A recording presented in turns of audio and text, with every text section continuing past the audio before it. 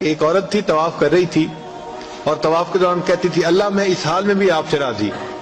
اے اللہ میں اس حال میں بھی آپ سے راضی۔ تو ایک آدمی نے یہ سنا تو بڑا حیران ہوا، اس نے اس سے پوچھا کہ تو کیوں کہتی ہے کہ میں اس حال میں بھی آپ سے راضی، میں اس حال میں بھی آپ سے راضی؟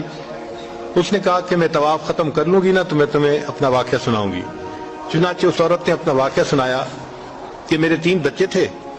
میں گھر کے اندر ایک دن تنور پہ روٹیاں پکا رہی تھی تو میرے بڑے 2 بچے جو تھے وہ گھر میں کھیل رہے تھے کمرے میں، اچانک مجھے شور کی آواز آئی تو وہ کہتی ہے کہ میں نے جب شور سنا تو میں